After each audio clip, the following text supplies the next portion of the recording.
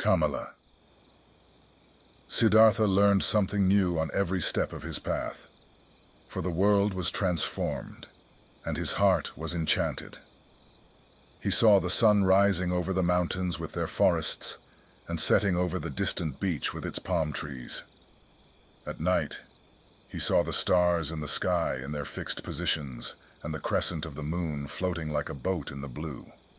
He saw trees, stars, animals, clouds, rainbows, rocks, herbs, flowers, stream and river, the glistening dew in the bushes in the morning, distant high mountains which were blue and pale. Birds sang and bees, wind silverishly blew through the rice field. All of this, a thousandfold and colorful, had always been there. Always the sun and the moon had shone. Always rivers had roared and bees had buzzed. But in former times, all of this had been nothing more to Siddhartha than a fleeting, deceptive veil before his eyes, looked upon in distrust, destined to be penetrated and destroyed by thought, since it was not the essential existence, since this essence lay beyond, on the other side of, the visible. But now, his liberated eyes stayed on this side. He saw and became aware of the visible, sought to be at home in this world, did not search for the true essence, did not aim at a world beyond.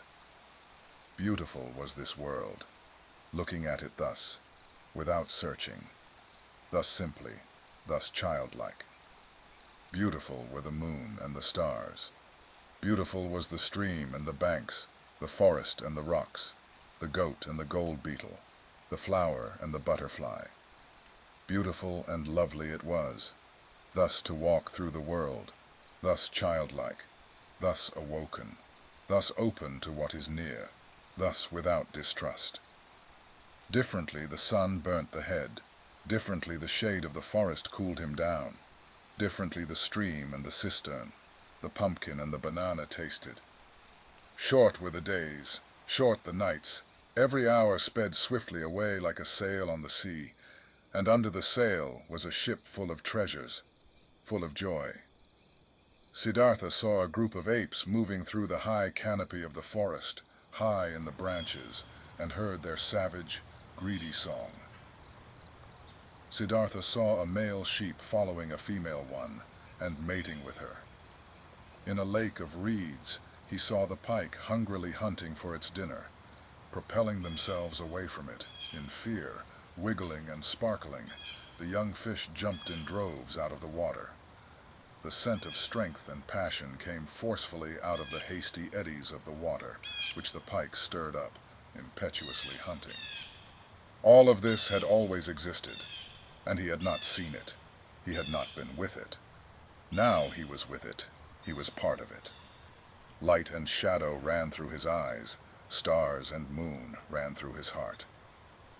On the way, Siddhartha also remembered everything he had experienced in the garden Jetavana, the teaching he had heard there, the divine Buddha, the farewell from Govinda, the conversation with the Exalted One. Again he remembered his own words. He had spoken to the Exalted One, every word, and with astonishment he became aware of the fact that there he had said things which he had not really known yet at this time. What he had said to Gautama, the Buddha's treasure and secret, was not the teachings, but the unexpressible and not teachable, which he had experienced in the hour of his enlightenment. It was nothing but this very thing which he had now gone to experience, what he now began to experience. Now he had to experience his self. It is true that he had already known for a long time that his self was Atman, in its essence bearing the same eternal characteristics as Brahman. But never he had really found this self, because he had wanted to capture it in the net of thought. With the body definitely not being the self, and not the spectacle of the senses, so it also was not the thought, not the rational mind, not the learned wisdom, not the learned ability to draw conclusions and to develop previous thoughts into new ones. No, this world of thought was also still on this side. and nothing could be achieved by killing the random self of the senses, if the random self of thoughts and learned knowledge was fattened on the other hand. Both, the thoughts as well as the senses, were pretty things. The ultimate meaning was hidden behind both of them. Both had to be listened to, both had to be played with, both neither had to be scorned nor overestimated. From both the secret voices of the innermost truth had to be attentively perceived. He wanted to strive for nothing, except for what the voice commanded him to strive for, dwell on nothing, except where the voice would advise him to do so. Why had Gautama, at that time, in the hour of all hours, sat down under the bo tree where the enlightenment hit him?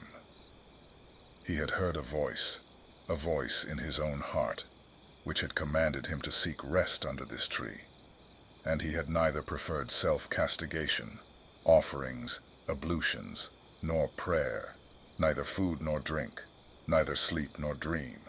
He had obeyed the voice. To obey like this, not to an external command, only to the voice. To be ready like this. This was good. This was necessary. Nothing else was necessary. In the night when he slept in the straw hut of a ferryman by the river, Siddhartha had a dream. Govinda was standing in front of him, dressed in the yellow robe of an ascetic. Sad was how Govinda looked like. Sadly he asked, "Why have you forsaken me?" At this, he embraced Govinda, wrapped his arms around him, and as he was pulling him close to his chest and kissed him, it was not Govinda anymore, but a woman, and a full breast popped out of the woman's dress, at which Siddhartha lay and drank. Sweetly and strongly tasted the milk from this breast. It tasted of woman and man, of sun and forest, of animal and flower, of every fruit, of every joyful desire. It intoxicated him and rendered him unconscious. When Siddhartha woke up, the pale river shimmered through the door of the hut, and in the forest, a dark call of an owl resounded deeply and pleasantly. When the day began, Siddhartha asked his host, the ferryman, to get him across the river. The ferryman got him across the river on his bamboo raft. The wide water shimmered reddishly in the light of the morning. "This is a beautiful river," he said to his companion. "Yes," said the ferryman, "a very beautiful river. I love it more than anything. Often I have listened to it, often I have looked into its eyes, and always I have learned from it. Much can be learned from a river." "I thank you, my benefactor," spoke Siddhartha, disembarking on the other side of the river.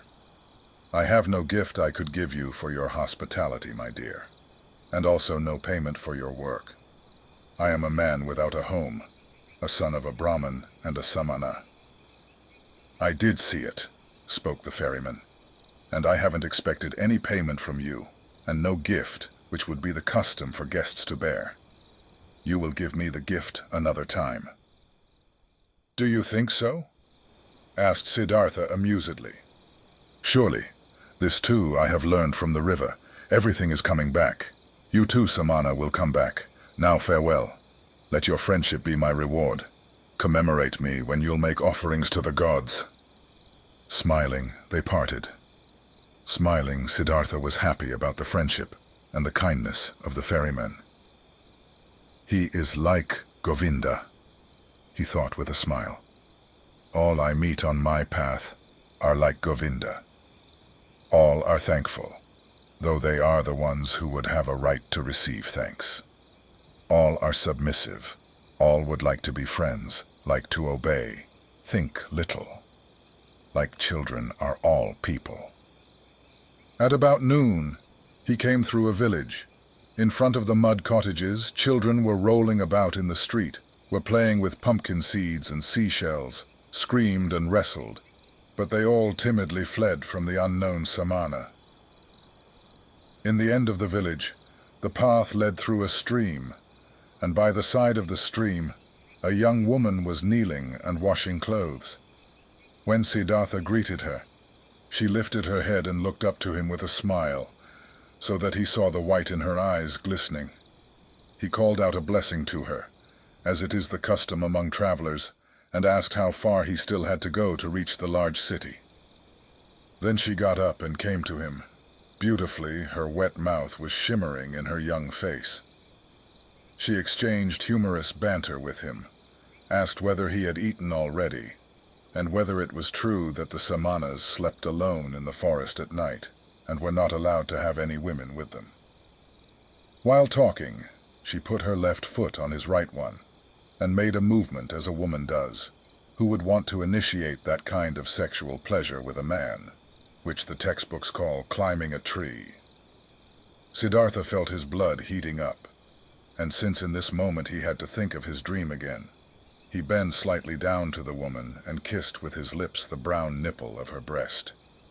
Looking up, he saw her face smiling full of lust, and her eyes, with contracted pupils, begging with desire.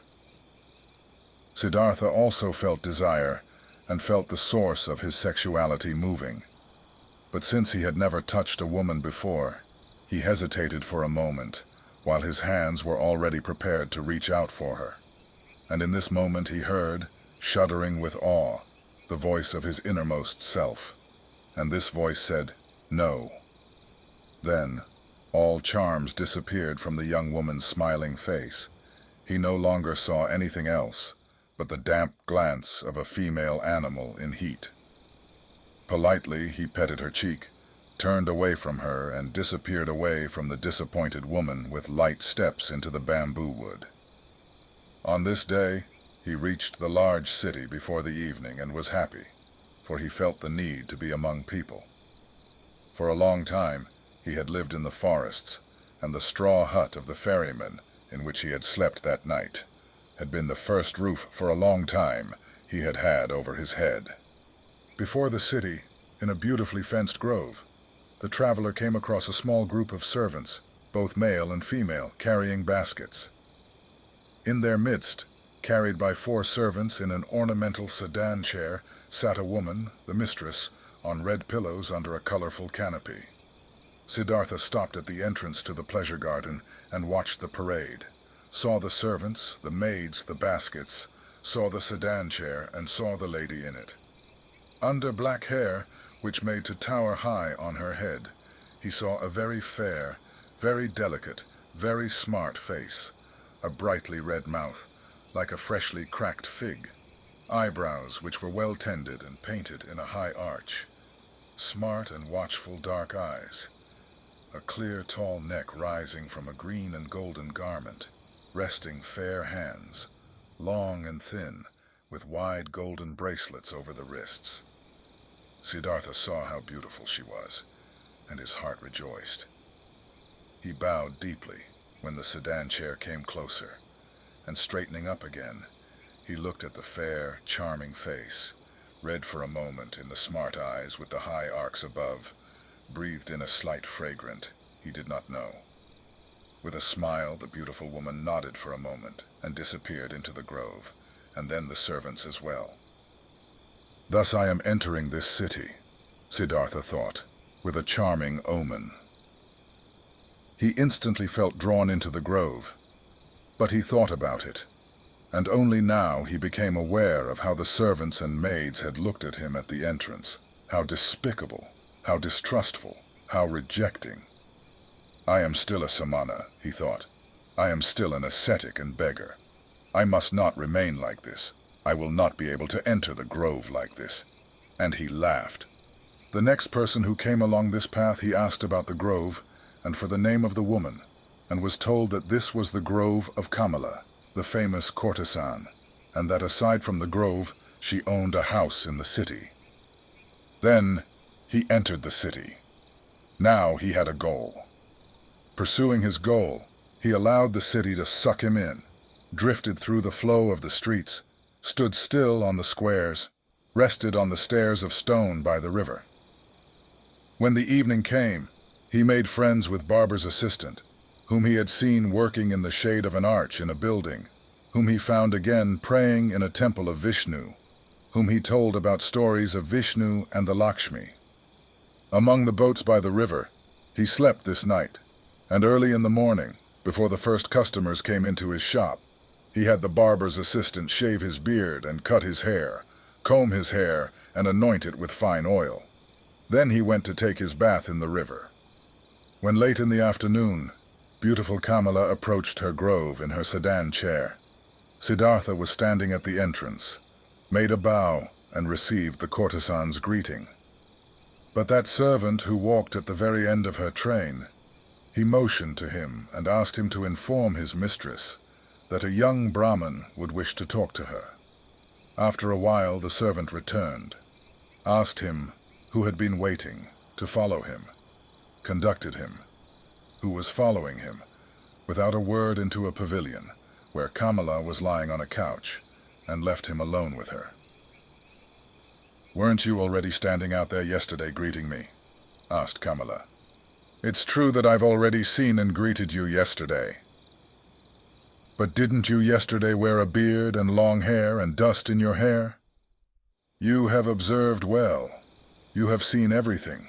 You have seen Siddhartha, the son of a Brahmin, who has left his home to become a samana, and who has been a samana for 3 years. But now, I have left that path, and came into this city, and the first one I met, even before I had entered the city, was you.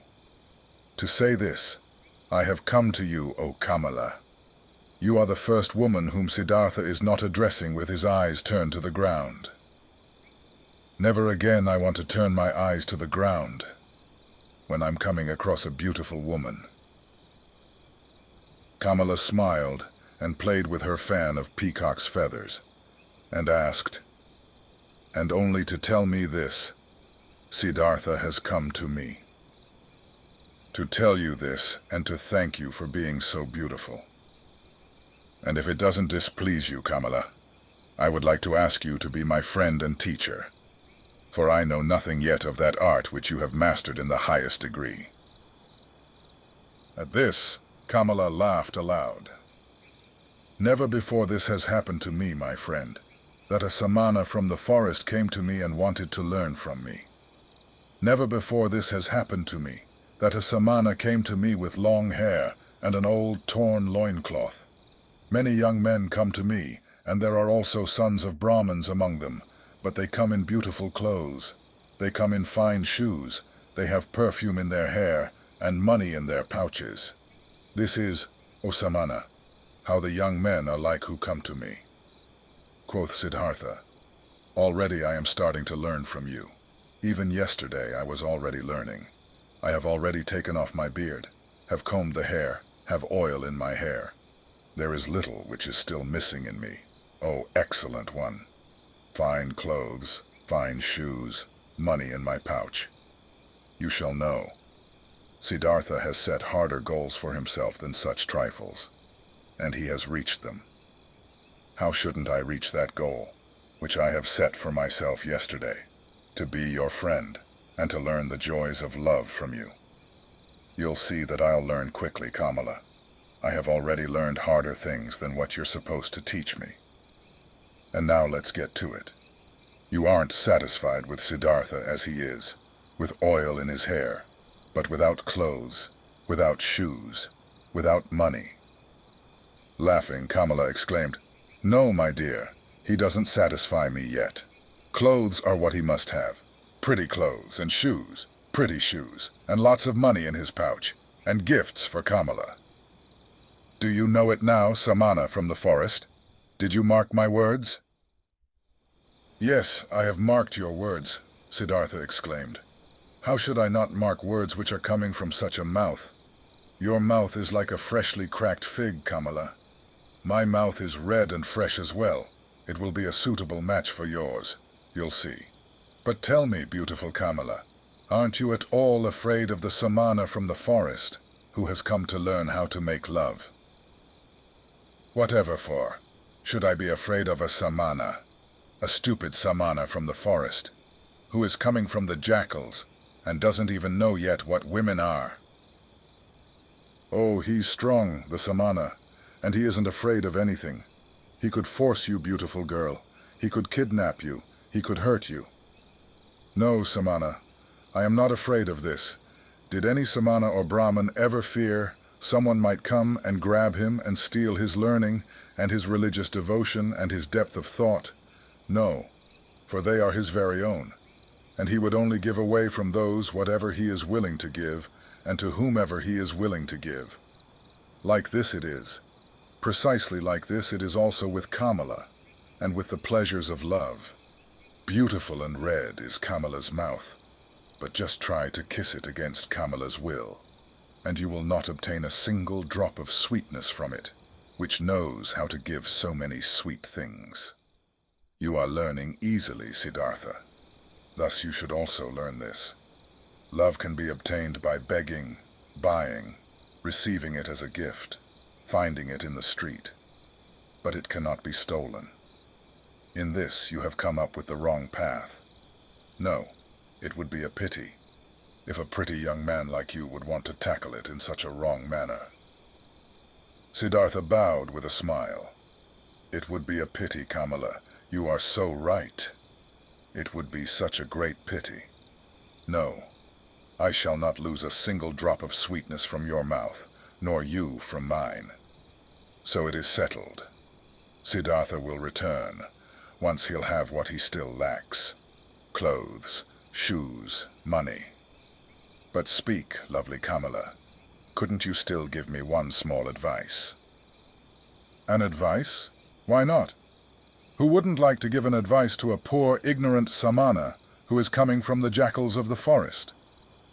Dear Kamala, thus advise me where I should go to, that I'll find these 3 things most quickly. Friend, many would like to know this. You must do what you've learned and ask for money, clothes, and shoes in return. There is no other way for a poor man to obtain money. What might you be able to do? I can think. I can wait. I can fast. Nothing else? Nothing. But yes, I can also write poetry. Would you like to give me a kiss for a poem? I would like to, if I'll like your poem. What would be its title? Siddhartha spoke, after he had thought about it for a moment, these verses. Into her shady grove stepped the pretty Kamala.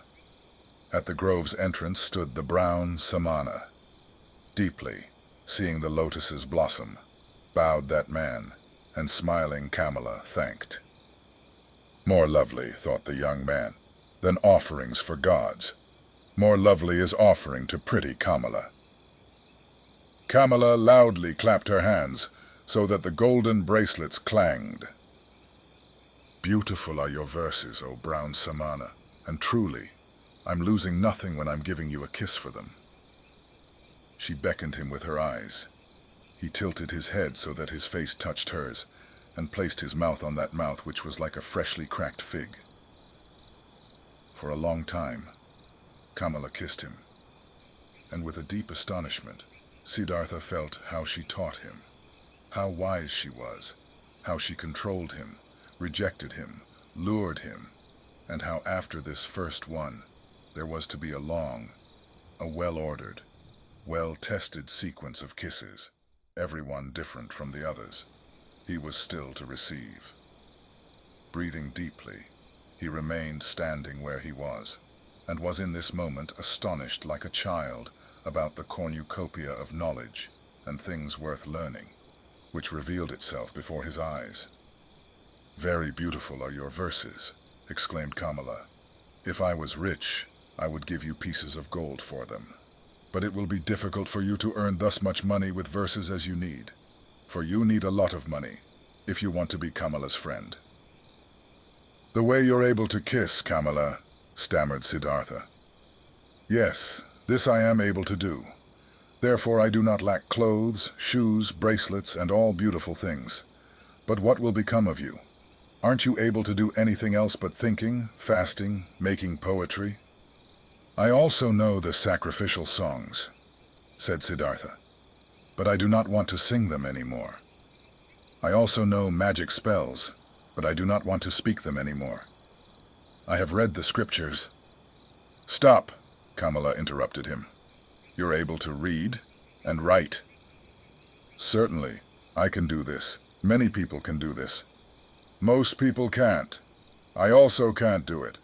It is very good that you're able to read and write. Very good. You will also still find use for the magic spells." In this moment, a maid came running in and whispered a message into her mistress's ear. "There's a visitor for me," exclaimed Kamala. "Hurry and get yourself away, Siddhartha. Nobody may see you in here. Remember this. Tomorrow, I'll see you again." But to the maid, she gave the order to give the Pius Brahman white upper garments. Without fully understanding what was happening to him, Siddhartha found himself being dragged away by the maid, brought into a garden house, avoiding the direct path, being given upper garments as a gift, led into the bushes, and urgently admonished to get himself out of the grove as soon as possible without being seen. Contently, he did as he had been told. Being accustomed to the forest, he managed to get out of the grove and over the hedge without making a sound. Contently, he returned to the city, carrying the rolled-up garments under his arm. At the inn where travelers stay, he positioned himself by the door. Without words, he asked for food. Without a word, he accepted a piece of rice cake. Perhaps as soon as tomorrow, he thought, I will ask no one for food anymore. Suddenly pride flared up in him. He was no samana anymore. It was no longer becoming to him to beg. He gave the rice cake to a dog and remained without food. Simple is the life which people lead in this world here, thought Siddhartha. It presents no difficulties. Everything was difficult, toilsome, and ultimately hopeless when I was still a samana. Now everything is easy, easy like that lesson in kissing, which Kamala is giving me. I need clothes and money, nothing else. These are small, near goals. They won't make a person lose any sleep. He had already discovered Kamala's house in the city long before. There he turned up the following day. "Things are working out well," she called out to him. "They are expecting you at Kamaswami's. He is the richest merchant of the city. If he'll like you, he'll accept you into his service. Be smart, Brown Samana. I had others tell him about you. Be polite towards him, he is very powerful. But don't be too modest. I do not want you to become his servant. You shall become his equal, or else I won't be satisfied with you. Kamaswami is starting to get old and lazy. If he'll like you, he'll entrust you with a lot." Siddhartha thanked her and laughed, and when she found out that he had not eaten anything yesterday and today, she sent for bread and fruits and treated him to it. "You've been lucky," she said when they parted. "I'm opening one door after another for you." "How come? Do you have a spell?" Siddhartha said, "Yesterday I told you I knew how to think, to wait, and to fast. But you thought this was of no use. But it is useful for many things, Kamala. You'll see. You'll see that the stupid samanas are learning and able to do many pretty things in the forest, which the likes of you aren't capable of. The day before yesterday, I was still a shaggy beggar. As soon as yesterday I have kissed Kamala. And soon I'll be a merchant and have money and all those things you insist upon." "Well, yes," she admitted.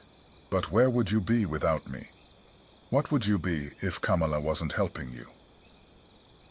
"Dear Kamala," said Siddhartha, and straightened up to his full height. "When I came to you into your grove, I did the first step. It was my resolution to learn love from this most beautiful woman. From that moment on, when I had made this resolution, I also knew that I would carry it out. I knew that you would help me. At your first glance at the entrance of the grove, I already knew it. But what if I hadn't been willing? You were willing. Look, Kamala, when you throw a rock into the water, it will speed on the fastest course to the bottom of the water. This is how it is when Siddhartha has a goal, a resolution. Siddhartha does nothing. He waits, he thinks, he fasts, but he passes through the things of the world like a rock through water, without doing anything, without stirring. He is drawn. He lets himself fall. His goal attracts him, because he doesn't let anything enter his soul which might oppose the goal. This is what Siddhartha has learned among the samanas. This is what fools call magic, and of which they think it would be affected by means of the demons.